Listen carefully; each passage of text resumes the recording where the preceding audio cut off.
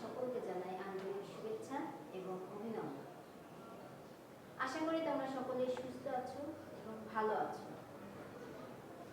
আজকে আমি ইলেকট্রিক্যাল টেকনোলজির দ্বিতীয় পর্বে ইলেকট্রিক্যাল সার্কিট 1 বিষয় কোড 66-721 এর পঞ্চম অধ্যায় এসি সার্কিটের বাকি অংশ নিয়ে আলোচনা করব।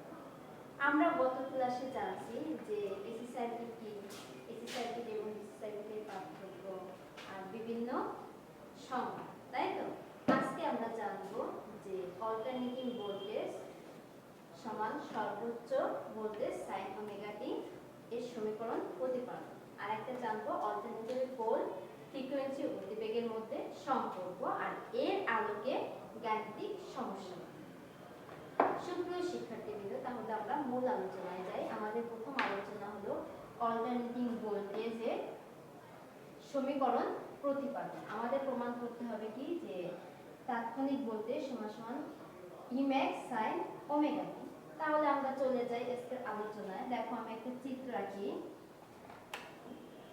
এটা হলো x x প্রাইম অক্ষ আর এটা হলো y y প্রাইম অক্ষ। আমরা জানি x x প্রাইম অক্ষ আনুভূমিক আর y y প্রাইম অক্ষ উল্লম্ব অংশ। তাহলে দেখো এইখানে যেটা আমরা করব, তাহলে নিশ্চয়ই এর মধ্যে একটা পরিবাহী কাজ করতে হবে। তাহলে এই যদি আমাদের পরিবাহী হয়, দেখো এই হলো আমাদের পরিবাহী আর এইখানে হলো চৌম্বক বলরেখা।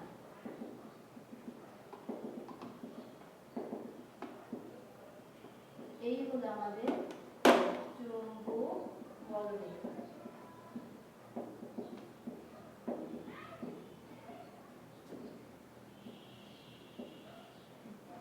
এখন যখন চৌম্বক বলরেখা থাকতেছে কয়েলের মধ্যে বা পরিবাহীর মধ্যে, তাহলে আমাদের এখানে একটা সর্বোচ্চ ফ্লাক্স ফাই এম উৎপন্ন হবে। তাহলে দেখো আমরা কি বলতে পারি যে এটা হলো x x প্রাইম অক্ষ, y y প্রাইম অক্ষ।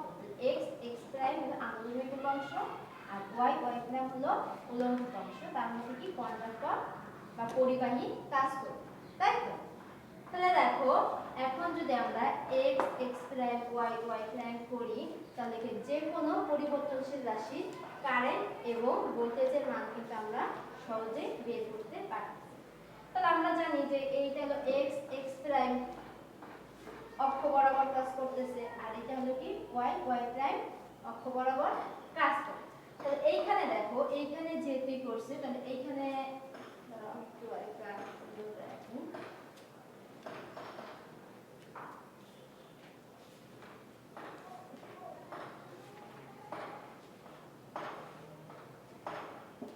তাহলে এখানে কি একটা থিটা ডিগ্রি কোণ উৎপন্ন করবে না? তা দেখো এটা যদি থিটা ডিগ্রি কোণ উৎপন্ন করে, আমরা জানি যে এন্টি ক্লকওয়াইজ মানে যে ঘড়ির কাঁটার বিপরীত দিকে। তাহলে ঘড়ির কাঁটা যদি বিপরীত দিকে যায়, ঘড়ির কাঁটার দিকে মানে কি এই পাশে যাবে, কিন্তু ঘড়ির কাঁটার বিপরীত দিকে যদি যায় তাহলে তার বিপরীত পাশে যাবে। তাহলে এখানে কি হচ্ছে, কন্ডাক্টরটা কিন্তু আমাদের কি ঘড়ির কাঁটার বিপরীত দিকে কাজ করতেছে। তাহলে আমরা বলতে পারি কি এই হলো ওমেগা।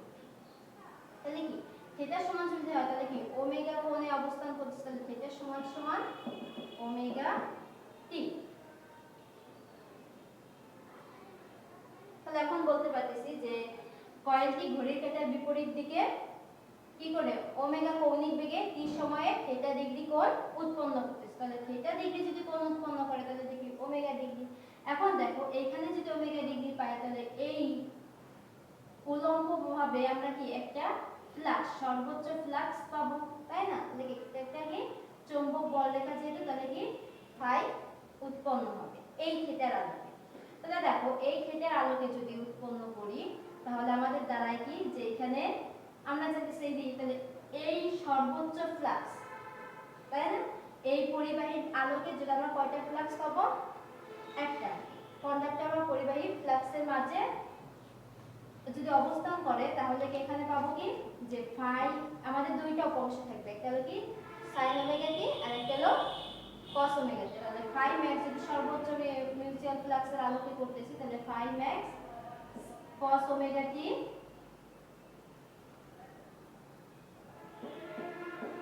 আর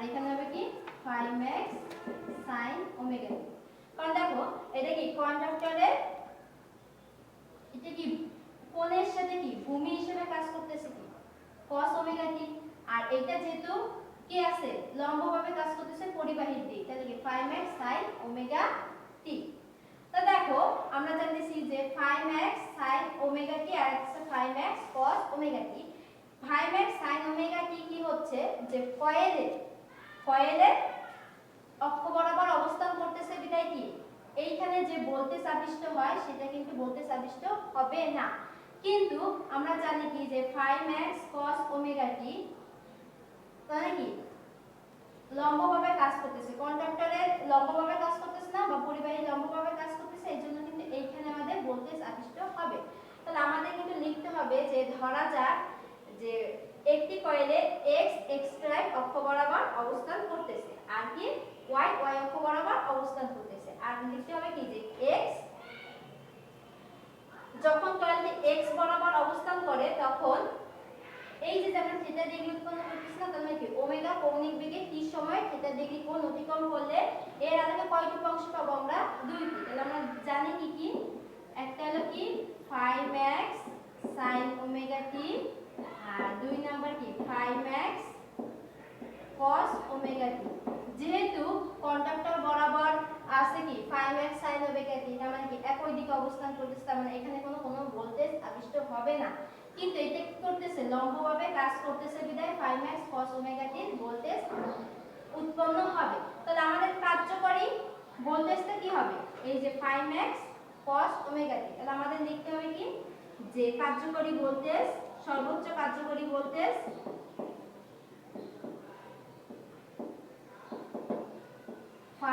x cos ওমেগা t। তাহলে আমাদের আলোকে কিন্তু কাজ করতে হবে 5x cos ওমেগা t। তো দেখো এটা যদি আমরা কার্যকরী ভোল্টেজ জেনে যাই যে 5x cos ওমেগা t, তাহলে আমাদের কিন্তু চলে আসতে হবে কি ফ্যারাডের তড়িৎ চৌম্বকীয় সূত্রানুসারে। তাহলে আমরা একটু মুছে দেই। আমাদের ফ্যারাডের তড়িৎ চৌম্বকীয় সূত্রানুসারে আমরা জানি কি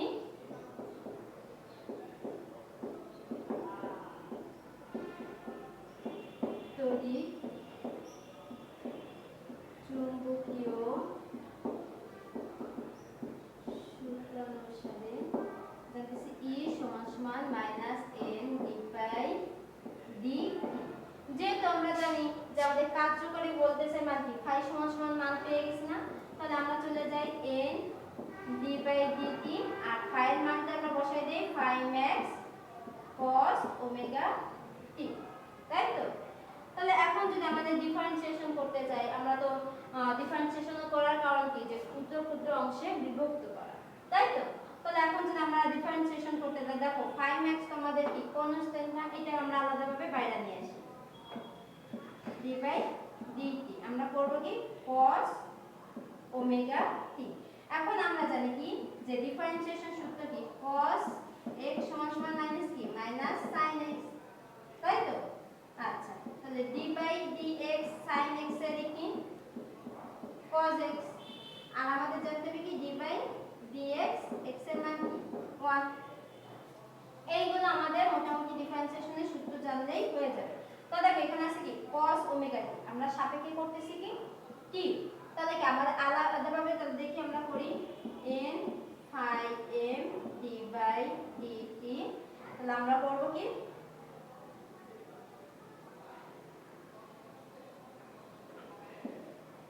cos ওমেগা t আর d বাই dt শুধু ওমেগা t। কারণ এখানে আমরা করতেছি কি cos x, তাহলে x এর সাপেক্ষে যদি করি তাহলে cos x এর করতে হবে, কিন্তু এখানে দেখো ওমেগা t আছে, তাহলে আমাদের পরে লিখতে হবে কি যে cos ওমেগা t তে করতেছি t এর সাপেক্ষে, তাহলে এটা আসবে কিন্তু minus sin omega t minus sin omega t। কিন্তু এটা করতেছি কি t এর সাপেক্ষে, তাহলে দেখো এখানে ডিফারেন্সিয়েশন হচ্ছে x এর সাপেক্ষে, তো তার মানে কি 1, তাহলে 1 এর সাথে আমরা যতই গুণ করি না কেন সেটাও কি 1 ই হবে, তাহলে এখানে কি ওমেগা। তাহলে অতএব আমরা কি লিখতে পারি মাইনাস মাইনাসে প্লাস, অতএব n phi m omega sin omega t। এটা কিন্তু আমাদের 1 নং সমীকরণ। সুপ্রিয় শিক্ষার্থীবৃন্দ, আশা করি তোমরা এই পর্যন্ত বুঝতে পারছো। তো দেখো আমাদের কিন্তু আসবে কি যেহেতু চুম্বকীয় বলরেখা, তার মানে কি আমাদের ফ্যারাডের তড়িৎ চুম্বকীয় সূত্রানুসারে আমরা আগেই জেনে আসছি E সমান n d dy by dt। তাহলে এখন আমরা ডিফারেন্সিয়েশন করে আমাদের সমীকরণটা দাঁড়াইছে কি n phi m omega sin omega t। এইটা কিন্তু আমাদের 1 নং সমীকরণে আসছে। এখন দেখো যে সর্বোচ্চ ভোল্টেজ তখনই হবে যখন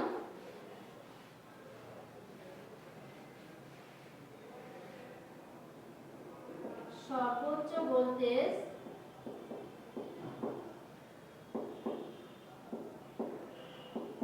তখনই হবে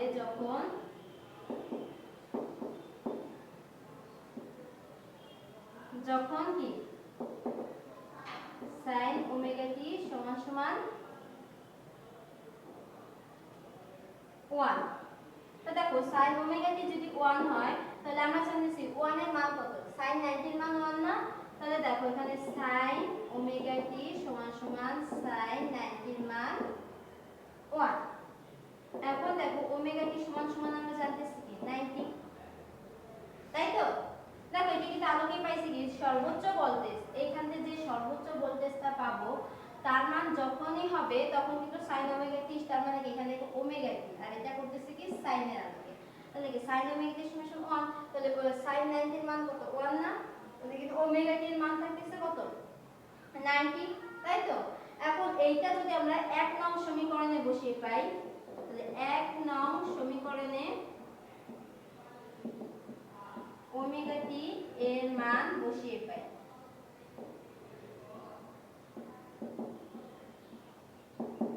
তাই তো।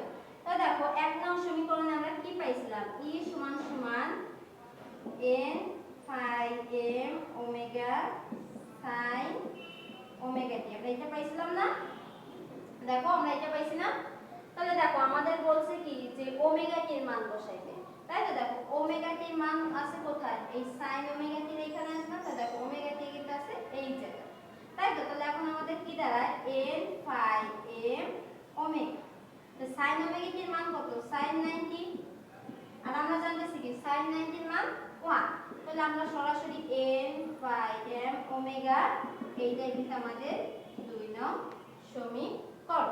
দেখো এখানে বলছে কি সর্বোচ্চ ভোল্টেজ তখনই হবে যখন এইটা হবে, তাহলে এখানে হবে কি E max, তার মানে সর্বোচ্চ ভোল্টেজ হয়ে গেল E max, তার মানে এখানে সর্বোচ্চ ভোল্টেজ। এখন এটা আমরা বড় হাতেরও দিতে পারি বা ছোট হাতেরও দিতে পারি। তাহলে E max sin omega t। এখন আমাদের প্রতিপাদন করতেছে, তাহলে আমরা E max এর মান পেয়ে গেলাম। এখন দেখো এখানে যেটা আমরা 2 নং সমীকরণে পাইছি, তাহলে 2 নং সমীকরণে মান 1 নং সমীকরণে বসিয়ে দিই। আশা করি এটা বুঝতে পারছো তো তোমরা।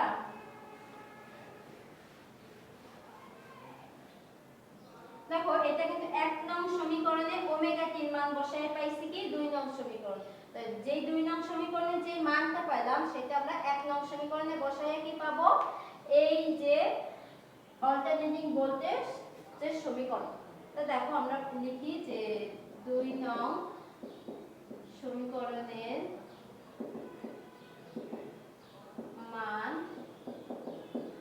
1 নং এ বসিয়ে পাই।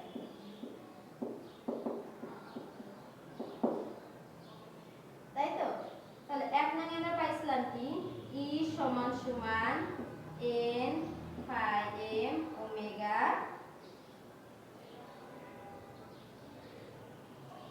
sin ওমেগা, তাই তো। কিন্তু দেখো আমরা 2 নং সমীকরণে পাইছি কি n phi m ওমেগা, এর মানটা কত পাইছি দেখো E max, তাই তো। আমাদের এখানে আলোকে প্রতিপাদন করতে বলছে কি যে E max sin ওমেগা। তাহলে এখন জানি কি n phi m ওমেগা এর মান থাকতেছে কি E max। তাহলে আমরা এইটুকের মান n phi m ওমেগা এর মান কি জানি E max sin omega t। তাহলে দেখো আমাদের বলছে কি যে অল্টারনেটিং ভোল্টেজের সমীকরণ প্রতিপাদন করো, তাহলে কিন্তু E সমান সমান E max sin omega t আমরা কিন্তু সেই পর্যন্ত প্রতিপাদন করলাম। তাহলে এইটাই কিন্তু আমাদের প্রমাণিত, তাই তো। আচ্ছা দেখো এখন আমরা বলছি কি যে এই দুইটা যে করব তার আলোকেই কিন্তু আমরা গাণিতিক সমস্যাগুলি দেখব। তো দেখো এখানে আমরা করছি কি E max sin omega t না। তাহলে এখন এর আলোকে আমরা ছোট একটা ম্যাথ করি।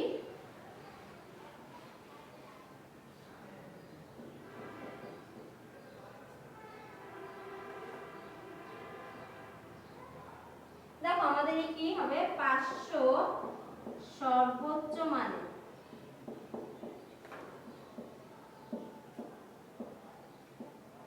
অল্টারনেটিং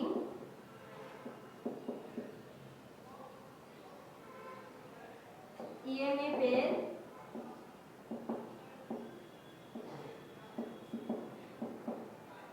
তাৎক্ষণিক মান কত হবে যখন এটি সাইকেলের 58 ডিগ্রিতে পৌঁছায়। দেখো এখানে বলছে 500 সর্বোচ্চ মানে, তাহলে আমরা তো বলছি কি সর্বোচ্চ বলতে দেখো এখানে বলছে কি 500, তাহলে দেখো দেয়া আছে গিভেন Emax সমান সমান কি 500, কারণ সর্বোচ্চ মানের অল্টারনেটিং ইএমএফ এর তাৎক্ষণিক মান যখন এটি সাইকেলে 58 ডিগ্রি পৌঁছাবে, তার মানে কি থিটা সমান সমান 58 ডিগ্রি। আর আমাদের বের করতে হবে কি অল্টারনেটিং ইএমএফ, তার মানে কি অল্টারনেটিং ভোল্টেজের তাৎক্ষণিক মান, তাহলে E সমান সমান আমরা জানি না, তাহলে এখন কিন্তু জানি কি Emax sin ওমেগা t। তাহলে দেখো এখানে আমাদের দাঁড়াচ্ছে কি E সমান সমান Emax sin ওমেগা t বা থিটা, তাই না? এখানে কিন্তু আমরা থিটা সমান সমান বা ওমেগা টিও ধরতে পারি, তাহলে এখানে ধরি আমরা sin থিটা। অতএব কি Emax আছে 500 আর sin 58 ডিগ্রি মানটা আমাদের বের করতে হবে, তাহলে আমরা ক্যালকুলেশন করি।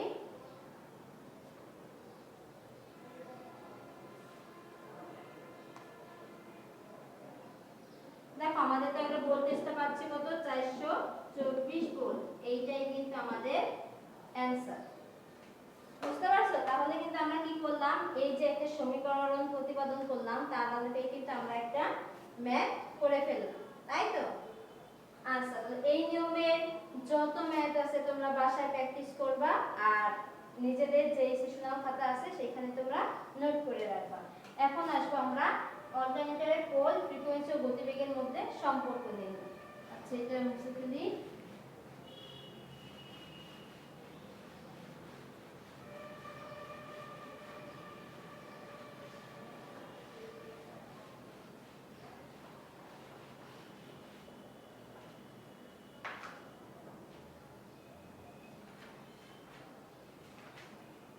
দেখো এখানে বলছে যে অল্টারনেটরের পোল, ফ্রিকোয়েন্সি আর গতিবেগের মধ্যে সম্পর্ক। তা দেখো পোল বলতে আমরা কি জানি, পোল সংখ্যা p, তাই তো? তাহলে p বলতে আমরা জানতেছি যে সাইকেলের ক্ষেত্রে যখন আমরা চিন্তা করি এই হলো আমাদের সাইকেল, তাই না? একটা হলো পজিটিভ, একটা হলো নেগেটিভ। তার মানে কোন একটি অল্টারনেটরের দুটি পোল, একটা কি n পোল আর একটা হলো s পোল, অতিক্রম করতে যে ভোল্টেজ তরঙ্গের সৃষ্টি হয় সেটাই কিন্তু সাইকেল। তাহলে জানতেছি কি যে সাইকেলের ক্ষেত্রে আমাদের পোল দরকার হয় না, কি কি একটা নর্থ পোল, n পোল আর একটা হলো s পোল। তাহলে আমরা সাইকেলের সংজ্ঞায় দাঁড়াই দিই যে এই দেখো একটা সাইকেলের চিত্র, একটা হলো পজিটিভ অর্ধাংশ আর একটা হলো নেগেটিভ অর্ধাংশ। তার মানে এখানে বলছে কি যে কোনো একটি অল্টারনেটরে বা যে কোনো পরিবর্তনশীল রাশির কি একটা n পোল আর একটা s পোল অতিক্রম করতে যে ভোল্টেজ তরঙ্গের সৃষ্টি হয়, তার মানে কি এর মধ্যে কি একটা ভোল্টেজ তরঙ্গ হবে না? দেখো এটা যদি আমরা এক করে দেই তাহলে কিন্তু বৃত্তাকারে ঘুরতেছে, তাই তো? দেখো একটা যদি করি তাহলে আমাদের কিন্তু বৃত্তাকারে ঘুরে, তাহলে সেটাই কিন্তু আমাদের সাইকেল। আচ্ছা, ফ্রিকোয়েন্সি বলতে বোঝায় কি যে 1 সেকেন্ড সময়ে যতগুলি সাইকেল সম্পন্ন হয় সেইটাই কিন্তু ফ্রিকোয়েন্সি। তা বুঝতে পারছো? তো দেখো আমরা পোল, ফ্রিকোয়েন্সি ও গতিবেগের মধ্যে যখন সম্পর্ক নির্ণয় করব তখন কিন্তু আমাদের এই জিনিসটা লাগবে। তাহলে দেখো যে p সমান সমান পোল সংখ্যা, n সমান সমান প্রতি মিনিটে আর্মেচারের ঘূর্ণন সংখ্যা,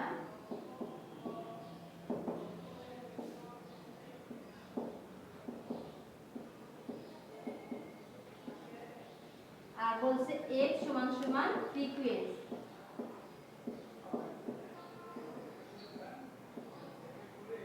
তাই তো?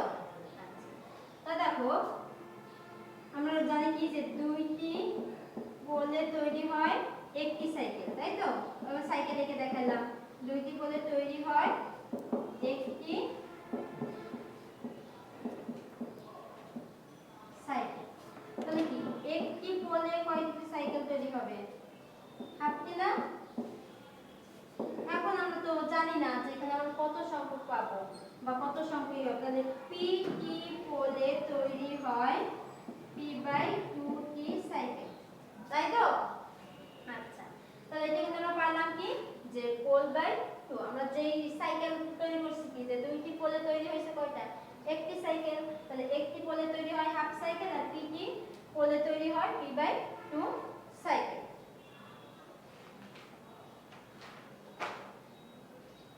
তাহলে এখন আমরা আসি যে 60 সেকেন্ডে আর্মেচারের ঘূর্ণন সংখ্যা। 60 সেকেন্ডে আর্মেচারের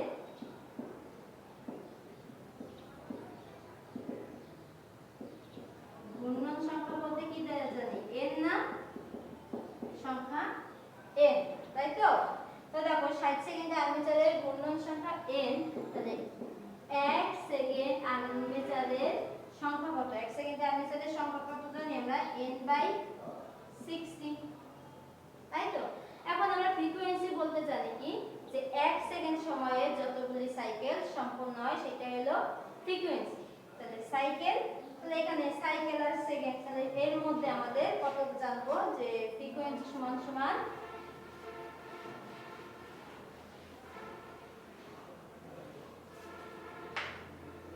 দেখো ফ্রিকোয়েন্সি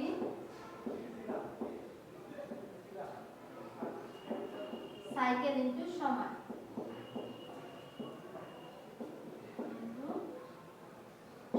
সাইকেল বলতে জানি কি p/2 আর সময় বলতে জানি কি n/60। তাহলে আমরা জানি কি pn/120। তাহলে আমাদের কিন্তু এইটাই প্রমাণিত। তো দেখো আমাদের বলছে কি যে অল্টারনেটরের পোল ফ্রিকোয়েন্সি গতিবেগের মধ্যে সম্পর্ক। তাহলে আমাদের ফ্রিকোয়েন্সি ইনটু সাইকেল ইনটু সময়। তাহলে এখানে কি পোল সংখ্যা, গতিবেগ আর কি কনস্ট্যান্ট কি 120। তাহলে আমাদের কিন্তু এইটাই প্রমাণ করতে হয়েছে। এখন দেখো এর আলোকে আমরা একটা গাণিতিক সমস্যার সমাধান করব।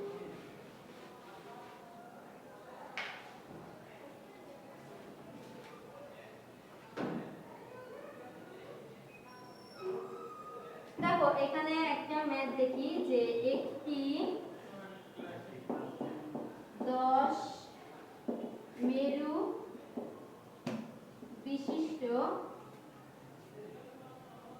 অল্টারনেটর মিনিটে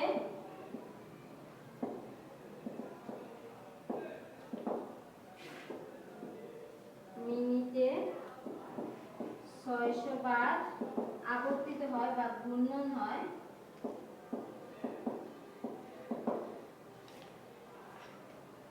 তবে ফ্রিকোয়েন্সি কত হবে?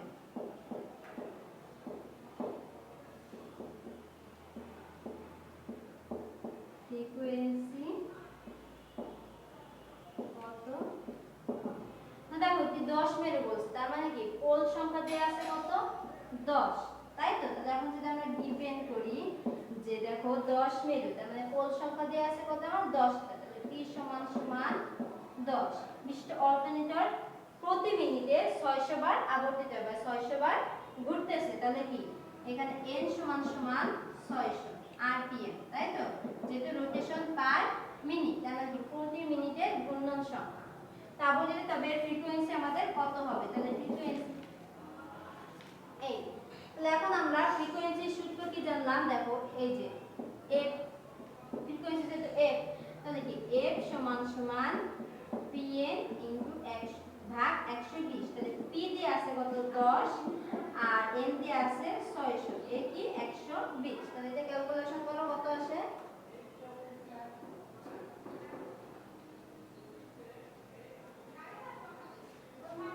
দেখো ফ্রিকোয়েন্সি আমরা জানলাম কি 50 সাইকেল পার সেকেন্ড, এইটাই কিন্তু আমাদের অ্যানসার। তো দেখো সুপ্রিয় শিক্ষার্থীবৃন্দ, যে আমাদের কিন্তু এই আলোক বালকেরই কিন্তু ছোট ছোট এখানে অতি সংক্ষিপ্ত ম্যাথ আসে। তা এই যে দুইটা সমীকরণ করলাম তার এই সিম্পল ম্যাথগুলো কিন্তু আমাদের অতি সংক্ষিপ্ততে দিয়ে দিতে পারে। তাই তোমরা বাসায় চর্চা করো। আর যদি কোনো কিছু বুঝতে বা জানতে সমস্যা হয় তাহলে আমাকে ইনফর্ম করো, আমি তোমাদের অবশ্যই চেষ্টা করব বুঝিয়ে দেওয়ার জন্য। আজকের মতন এখানেই সমাপ্ত। তোমরা সবাই সুস্থ থাকো, ভালো থাকো, ধন্যবাদ।